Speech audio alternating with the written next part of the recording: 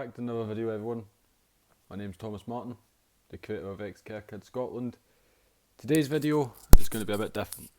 Today's video, I'm going to be addressing it's not even addressing, it's giving more advice to young people and to staff who are in care / working in care, etc, etc.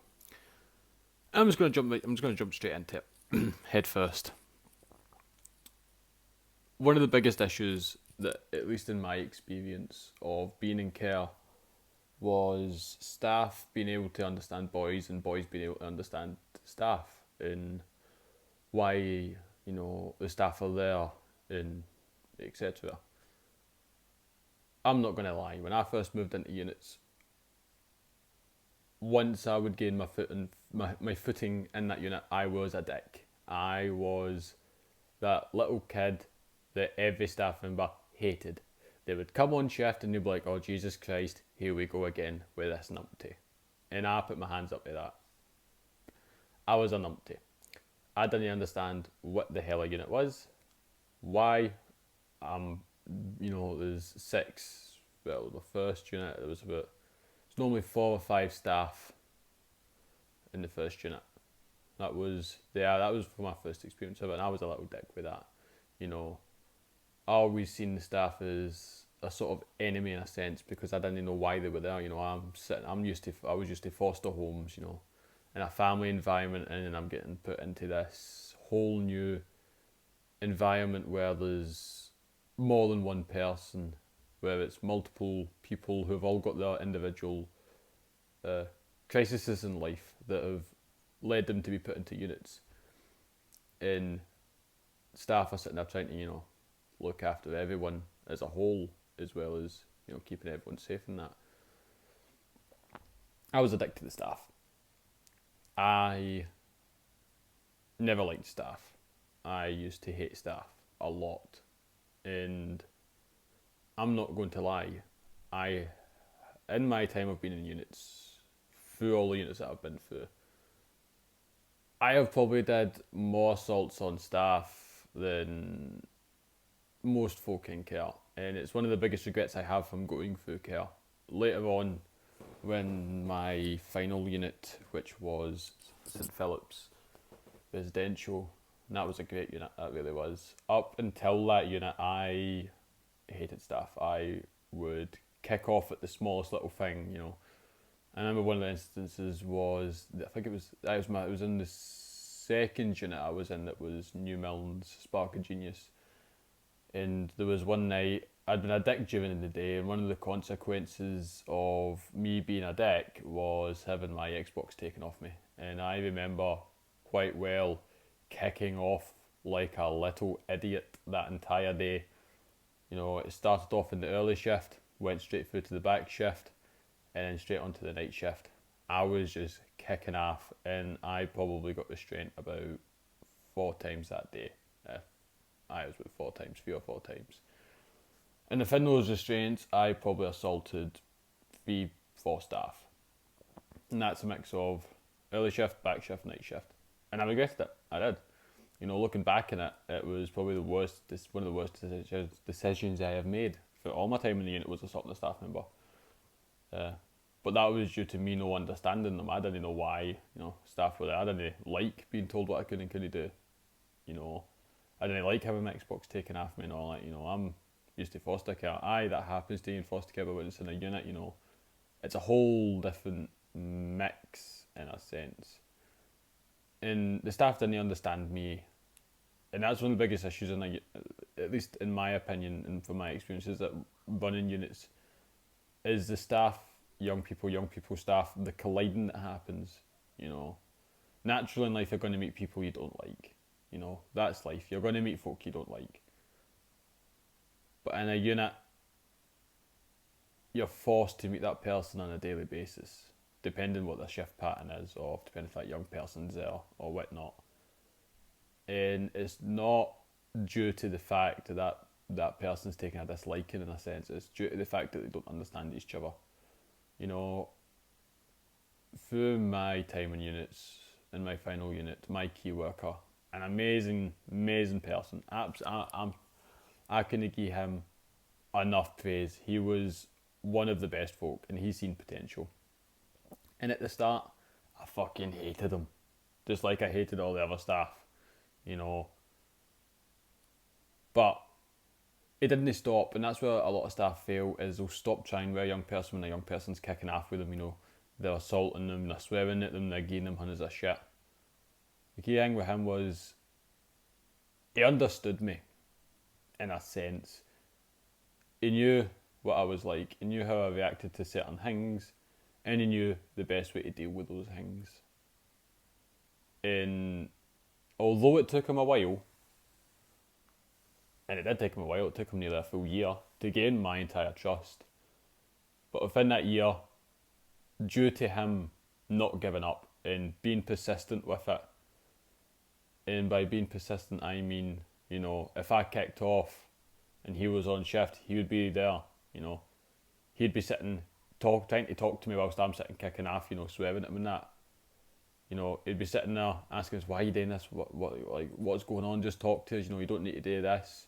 You know, just relax, talk to me, I'll take you for a coffee and that. And that sentence right there, and quite ironically, I've got myself a coffee, a wee cappuccino. There's a bit of advice for you. If you ever leave care and you want a coffee, go to Iceland, buy the wee cappuccino things. I don't know what they're called, but they're absolutely amazing. And I'm not a big coffee fan, but this shit's goddamn amazing. And it's quite ironic. Anyway, enough of the banter for that bit. That was one of the connection points that I had with my key worker. And it's something I feel all key workers should try with their key child. I don't know, I'm just going to call it key child, so key person, key young person, whatever the definition you want to call it. In a sense, it was like a cure. You know, if I kicked off and I'd been a dick and all that, and I did that on an early shift, and he was on the back shift, during a Passover they would tell everything the back shift what had happened, and he would always come into my room and say, why'd you kick off earlier? You know, what happened? And I was like, I don't want to fucking talk about it, just get yourself to fuck, you know. And he would go, right, what I want you to do is nothing's going to move on for you unless you come out and talk to me.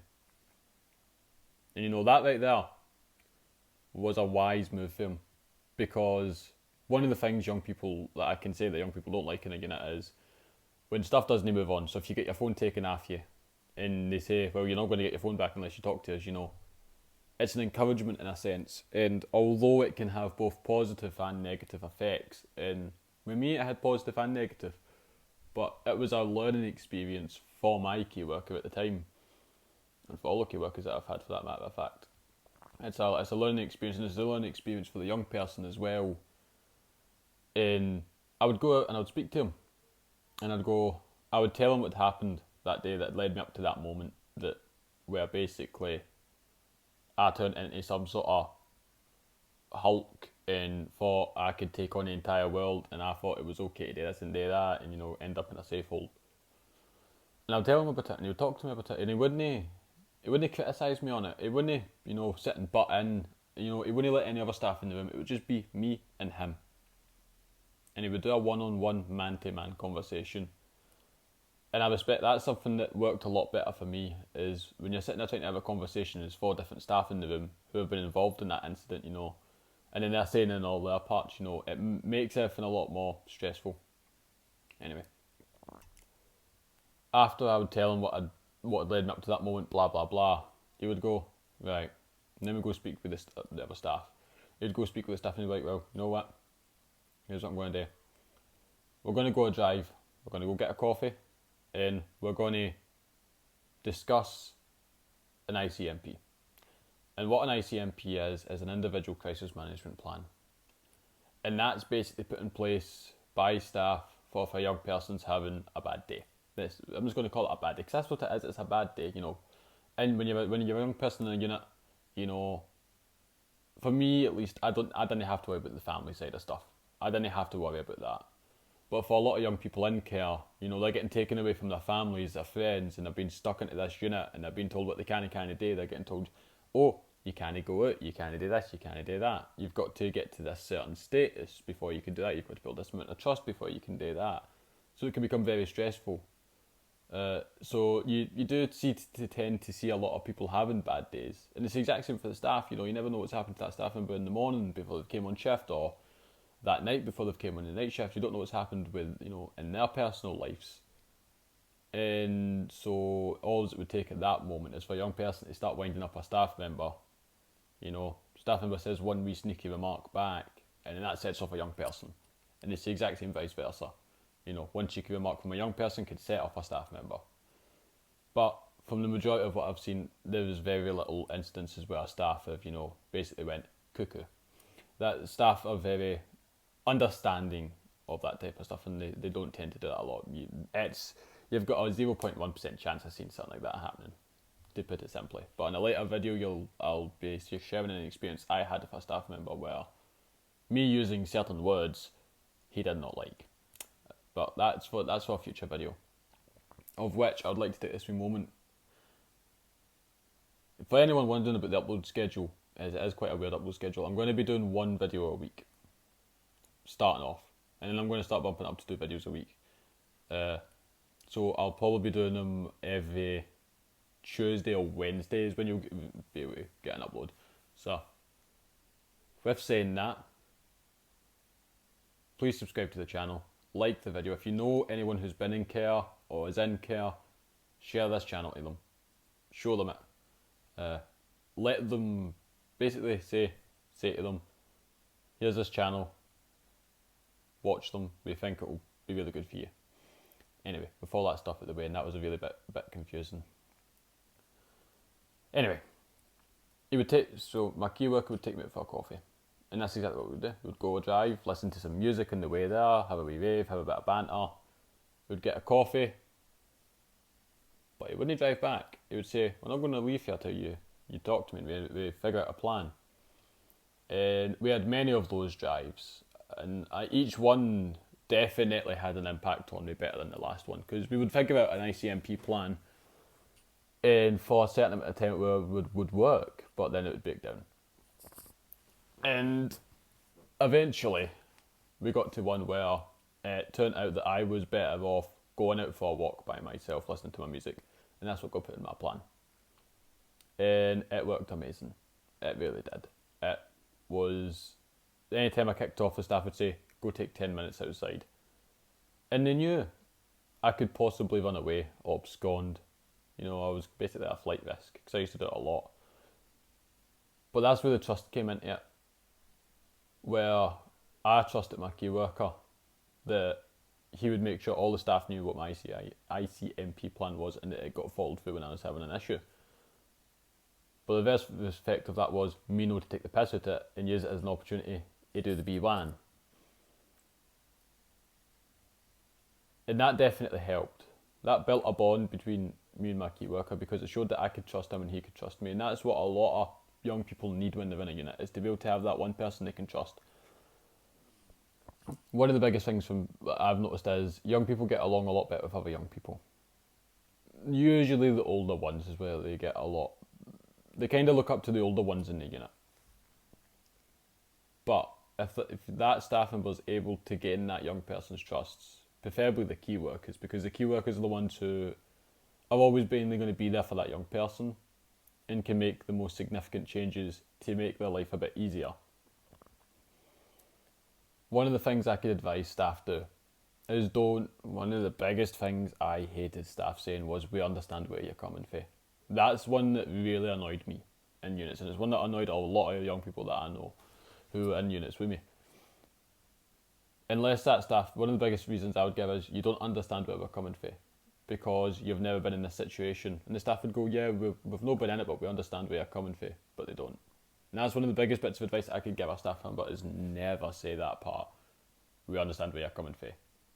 Because it's one that makes a young person go, why the fuck are you saying that, you've never been through it? The best thing I could advise staff to is, if a young person's kicking off, you know, and I know that if it's a kicking off, it's a swearing match and all that type of shit, you know, they're having basically who can be the louder dog, you know, all the bark. The best thing is say, go take 10 minutes away in your room or something. Something along those lines, something that gives them that space that they need. Through all the units, St Philip's was probably the only, well, it was the only unit that actually had that sort of system implemented. Just naturally where it was, go take 5-10 minutes away. And it was effective. The majority of the time, it was an effective system that worked.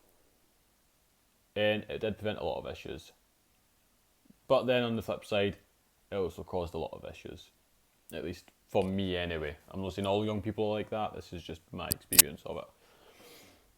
All the other units didn't have stuff like that implemented. And the best example I can give for that was one day in my second unit, I'd kicked off in the morning. But I'd calmed myself down. And I said to my key worker, can I go out for a walk? She was like, yes, I'll go tell all the other staff. So I get all my clothes on, I'm walking down the corridor. And it's quite a long corridor in that second unit.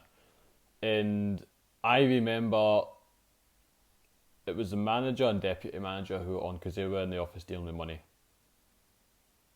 All the staff in the office knew that I was going out for the walk because my key worker had told them, but they had failed to communicate it to the deputy and the main manager.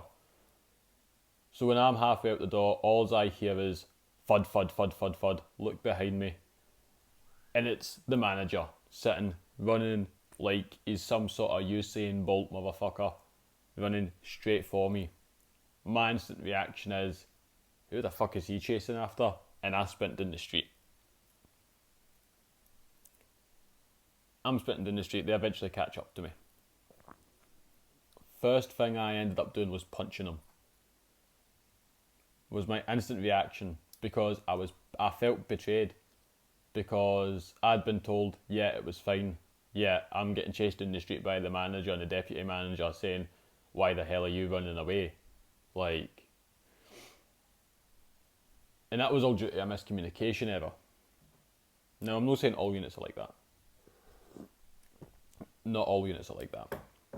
That unit was. And it's one of the biggest ones I have to put over to staff is communicate with each other. If a young person's having a bad day and something, like it happens in all units, miscommunication happens and stuff doesn't get passed over when it's meant to be passed over and it can cause a lot of issues. But I'm going to keep this video short and I'm going to leave you with a bit of advice for both young people and staff. For the young people who are currently in care and have not been in care. Staff are not the enemy. I know at the time it may feel like they're the worst people in the world, but in fact they're not. They're human, the same as you, me and everyone else in the world. Only difference is they're there to look after you. And, keep you fed, keep you warm, etc, and to make sure you're not posing a risk to yourself. That alone, you need to give them some respect, that they're doing that for you. And you need to remember, to any young person, this is going to all the young people, you need to remember, you don't know what's happening in that staff member's life. So you could tell a staff member, oh, I hope this happens, I hope that happens. For all you know, that could be happening in their life. And then you're upsetting that staff member a lot. The best way I could put it is if what was that said, well, if you were in their boots and that was getting said to you. One of the best things I can say is when you're in a restraint, don't lash out at the staff. I regret it every day. And I still phone up units and I apologise about it. Because I actually visited my second unit a few months ago and one of the staff members that during a restraint, I had assaulted him. And still to this day, he's still got the scar on his arm of where I assaulted him. And it hurts me every fucking time. I went out really good, we have a laugh about the whole situation, but it's the fact that's stuck with him, and that's affected him. It's not a nice feeling. Once you grow up, you may think it's okay at the time, but trust me, once you grow up, you feel like absolute shit for it. So the best thing you can do with staff is just respect them. You respect them, they'll respect you back. Don't be a dick to them, they're not going to be a dick to you. At the end of the day, they're there to look after you. Now for the staff, I'm going to take a wee drink of coffee for this one. It's a good cappuccino. Love it. Right, for the staff. the best bit of advice I can give you to staff to help young people is, first of all, talk to them on their level. At the end of the day, you all come from different backgrounds. You don't know how they react to certain things, so you've got to basically tread carefully. But the best thing I can say to you is take it slow but be persistent. Is if my key worker in St Philip's had not done that, as a lot of staff said and placed bets against me, I would be in the jail right now. That's the simple fact of it. I would be in the jail if he wasn't slow but persistent. He took the he knew there was potential inside of me, and he took the time, effort, and the persistence to get me to where I am today, which is why this video exists. With young people, it's a struggle. They don't trust you straight away. They're never going to trust you straight away, and you've got to build that trust up with them. Take it slow with them. Talk to them on their level. Take it at their pace. You know, if they're having a bad day, don't just instantly hit them with consequences, because that'll just escalate a situation. And that's the last thing you want to have. So never hit them with a consequence. In fact, if they're kicking off, say, listen, do you want to go outside for 5-10 minutes? Do you want to go to your room for 5-10 minutes? Do you want to go a walk for 5-10 minutes? Do you want to go get a coffee for 5-10 minutes? You know, something to get them out of that situation, because if they're in a unit and they're kicking off, something in that unit's causing them to kick off. And you want to remove them from that situation to clear their head, to clear their mind. As the longer they stay in that situation it's causing it, the worse the outcome of it can possibly become. So take your time with them. Never hit them with a consequence straight away. Just be patient with them. At the end of the day, we're all human. We digest information in different ways, and we take it different ways. So just take it slow with them. Talk to them on their level, and don't hit them with consequences straight away. Hit them with compromises, not consequences. And that's the biggest thing I feel that you as a staff members need to understand.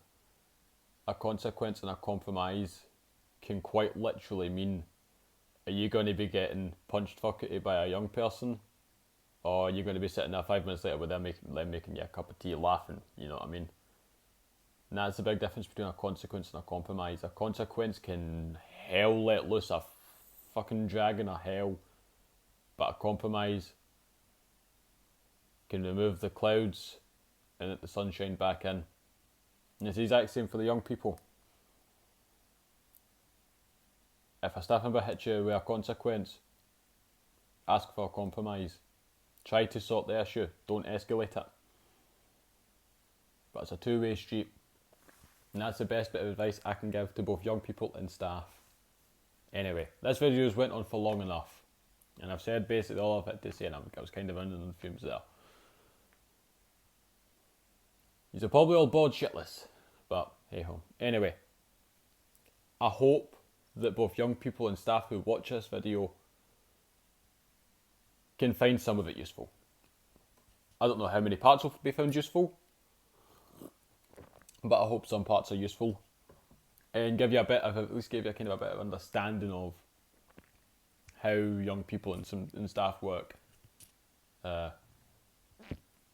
Anyway, my name's Thomas Martin. This is Ex-Kickers Scotland. If you liked the video, drop a like. Please consider subscribing, and please, if you know anyone who's been in care or is in care, or no staff members who work in it, show them the channel, let them watch some of the videos, and hopefully we can start making a change to the care system for both, to better for the young people and for the staff, and vice versa. Anyway, this is the end of this video, and I will see you on the next one.